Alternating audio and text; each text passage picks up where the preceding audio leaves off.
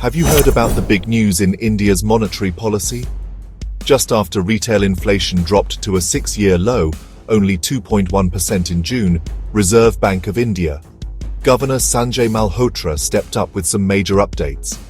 Here's what you need to know.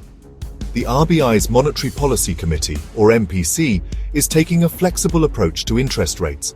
Malhotra made it clear, if inflation keeps dropping, or if economic growth starts to slow, they're ready to step in and make changes.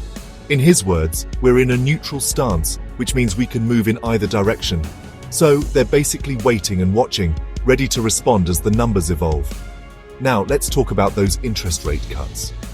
The RBI recently surprised everyone with 2 quick rate cuts, the biggest being a 50 basis points cut in June.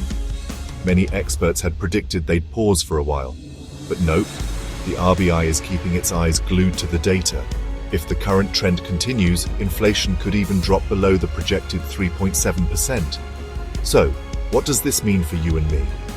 The central bank is focused on making sure overnight borrowing costs stay aligned with the benchmark repurchase rate, which right now sits at 5.5%.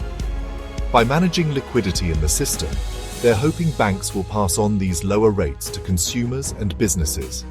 In fact, Malhotra reported a 24 basis points drop in borrowing rates on new loans over the last 3 months.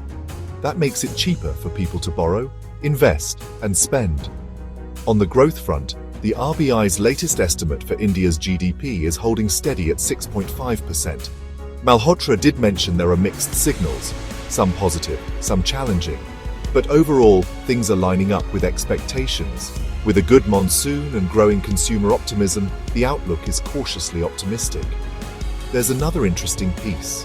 The RBI is considering a policy review that could let foreign banks own up to 26% in local banks.